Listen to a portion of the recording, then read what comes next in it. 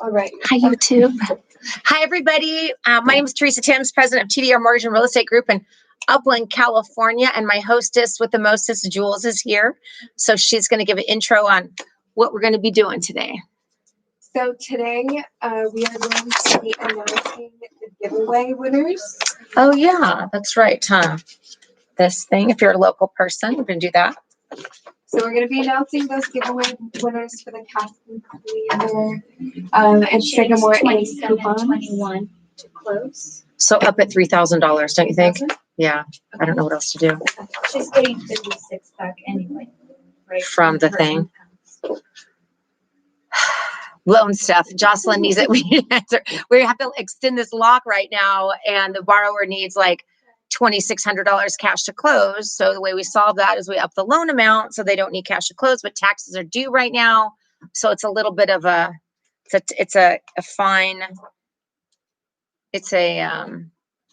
well, I can't even think of what I'm trying to say. What am I trying to say? We can just move on. Okay. Okay. It's one of those days today. Yeah. So, okay. So it's always one of those days up in here. We're doing the giveaway today, and then we are going to be talking about first-time buyer program.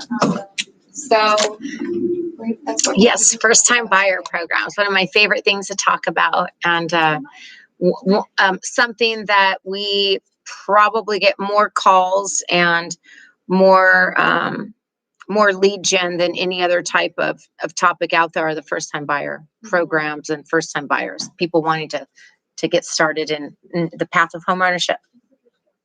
Alrighty, let's jump right into the first question. What's going on with you in the market?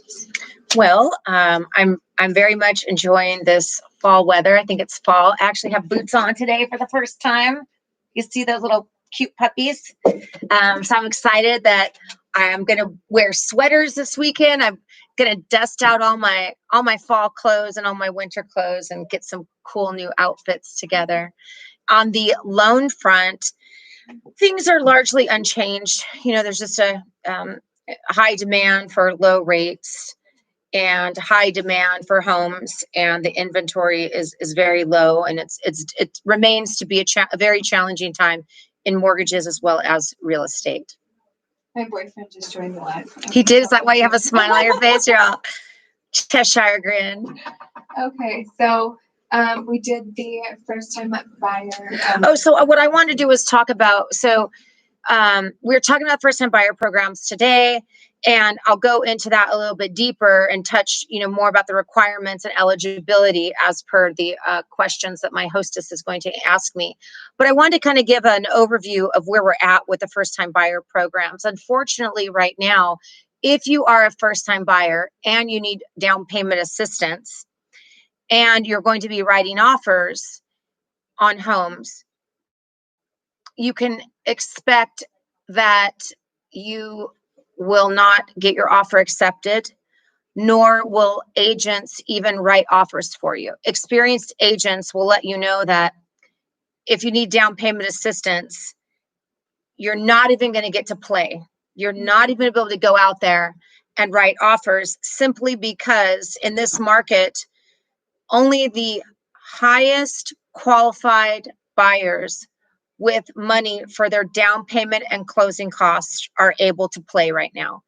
And it's very, very challenging because, who doesn't want to get a home where your payment is equal to that of rent? And there are lots of opportunities. I have a friend up in the Santa Maria area. Hi, Christina Lorenz. They were looking for 2 or 3 months, and agents just wouldn't work with them. And they had money for their down payment and closing costs. They were just like regular FHA first-time buyers. They couldn't get their offer accepted, but they stuck with it. And we found the right combination of seller, house. They got a new agent. I became involved, but it was almost a next to impossible task. So largely what's happening is if you're writing offers on homes, you're up against 10, 15, 20 offers. And so they're going to pick the loan that is most likely to close. And they're going to want loan contingencies and appraisal contingencies removed.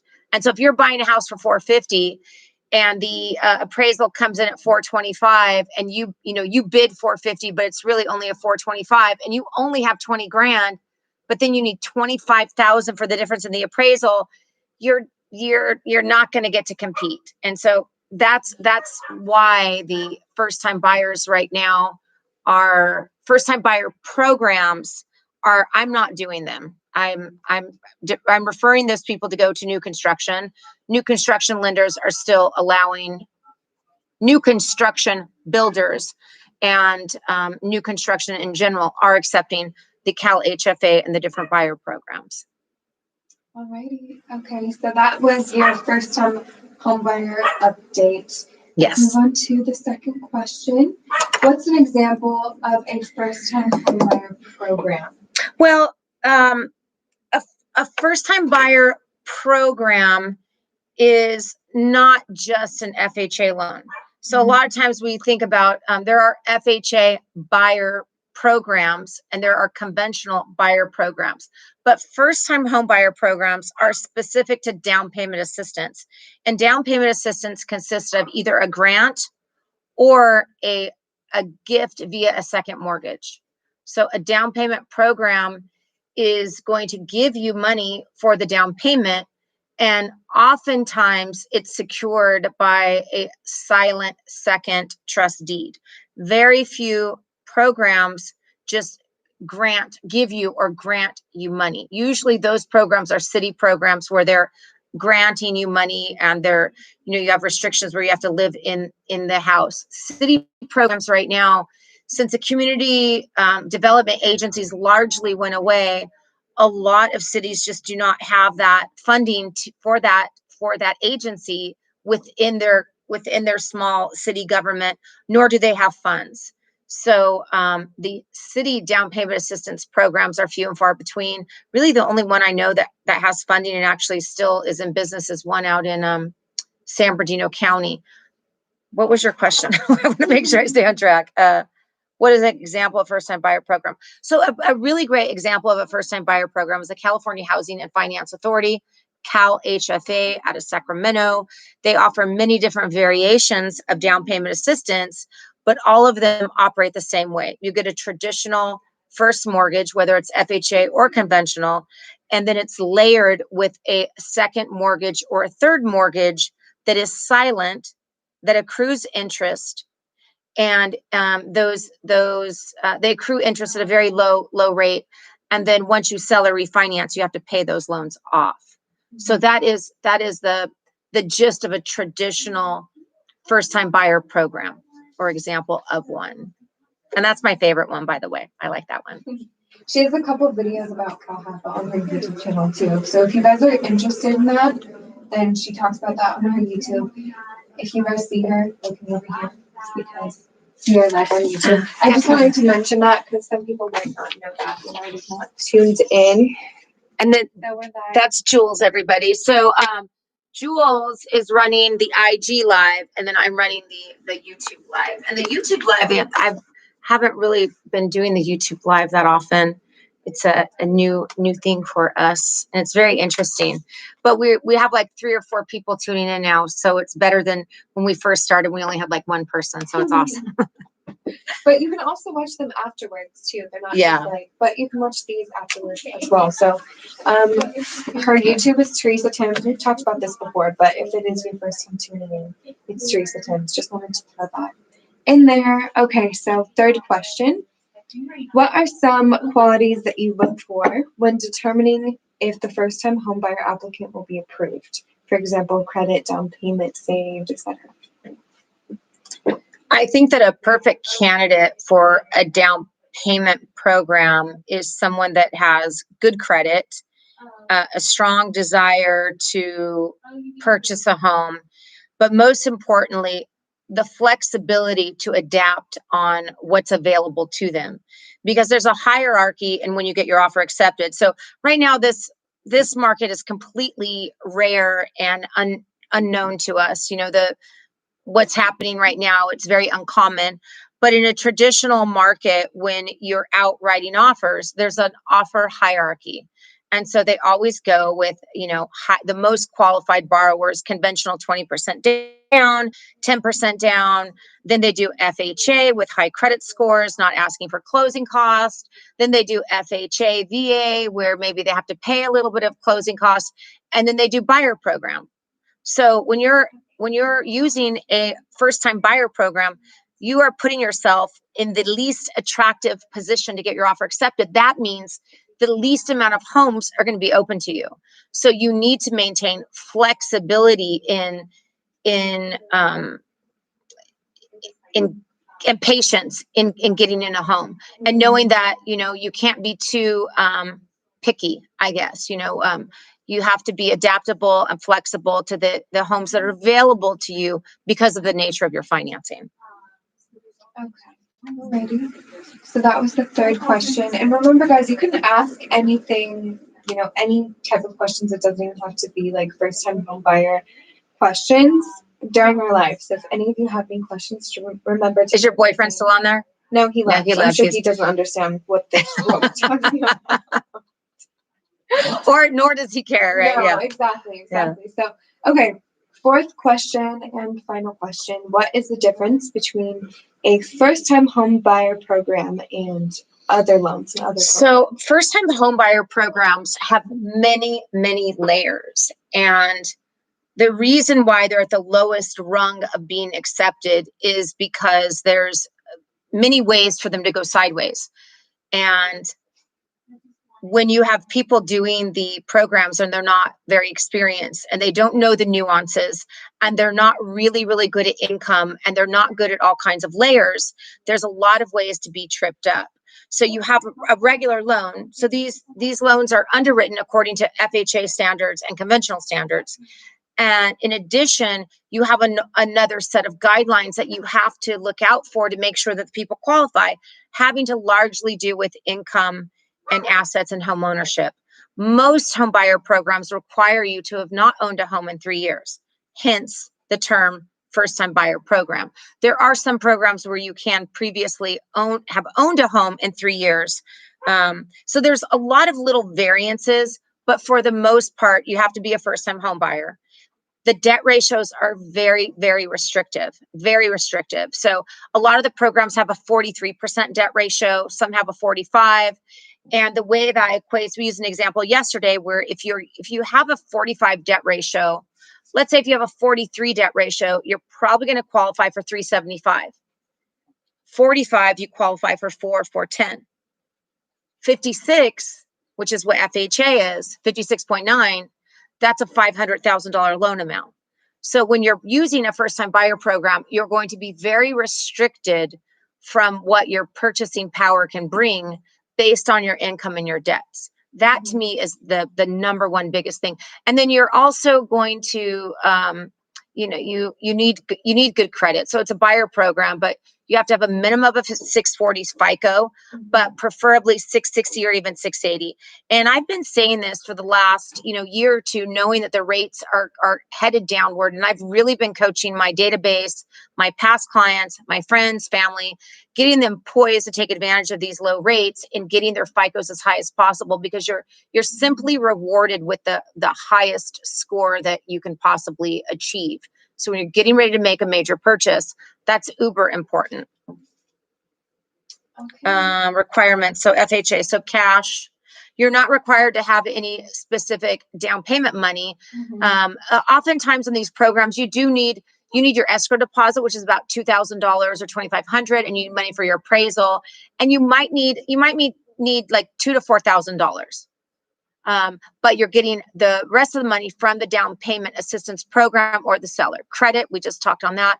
Income is calculated a little bit differently in these programs too. So in a traditional mortgage, we go off of what you make and what you made. In the buyer programs, we go off of what you make and what you're gonna make. So for example, let's say you have a job and you make $4,000 a month in your base employment, and you also make overtime of $1,000 a month. But you've only been getting that overtime for like 6 months. Mhm. So for the buyer program, we're going to income qualify you on the income that you make right now. But for FHA says you have not been receiving that overtime for 2 years. So we are not using that income. So that's one of the ways that people get tripped up is in the income. But the incomes for the Calahafa is a lot of the programs now, the income limits are like 130, 170,000 a year. So when the incomes were like 70 or $80,000, people got tripped up a lot more on the income side of things. Yeah, and we're going to be going over income next week, by the way, guys. Yeah, we're so next week our theme is going to be income. So we're going to talk about basic income next week, and I think the week after that I want to talk about self-employed income. Income's a very deep subject, and a successful loan officer can make or break many deals based off of their ability to structure and maximize income for a borrower. And that's one of my expertise. One of the things that I've been doing for many years is I study income and guidelines, and I know what I can push. Like I know it's about making something make sense and offering supporting documentation for an underwriter. You have to think about this. These underwriters, they're on the hook. They're licensed and they're on the hook. If they make too many loans that go bad or have first payment defaults, they lose their license. Like they lose their underwriting license, so to speak. So underwriters are highly monitored. And if an underwriter makes a decision on a loan that is non-traditional or outside the guidelines, they have to have documentation in the file to show, when somebody comes back, well, why did you make this decision? So with my skill set, that's one of the things that I know how to do is to bring these insuring factors. I want to help that underwriter. You know what I mean? I want to give the reasons why the underwriter should take the income that I've presented to for my borrower, because sometimes the 375 house or the 550 house, it's not enough to make them. It's not enough for their family. They need the 450 house or the $600,000 house.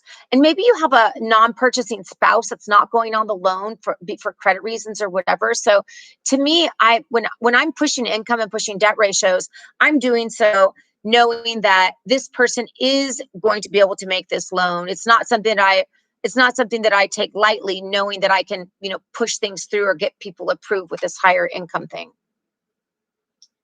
Do we have time for one more question? Yeah, for sure. And this is kind of a tricky one. So, how do you think the market will be affected if Biden? I don't think it's going to be good, because if Biden wins, there will be a lot of changes for business owners, and the proposals for the tax increases. And just the whole structure of how we're operating right now, very, very pro-business. I feel like if Biden wins, it's going to cause fear, extreme fear in the stock market, housing market. Yeah, I mean, who knows? I just feel like what we're operating under right now, where normally you apply, economic theory and logic and all of these, factors. But right now there's so much uncertainty. It's very hard to predict what's going to happen. And then you have COVID on top of it. Oh yeah, there's COVID. Everything's weird right now. Yeah. So, alrighty, guys, that's about it. So tag a couple of your friends in the comments. We're going to be giving these away today. What time is it? So it's 5. So I'll wait till 6 o'clock to announce a winner. All you have to do is when this lands on the page, or the IG lands in the feed, go tag 2 people, and we'll get these bad boys out today. Thank you, everybody. Bye, guys. Have a nice day or weekend, because this is it. This is it till Tuesday. Gesundheit. All right. Bye. Bye, guys.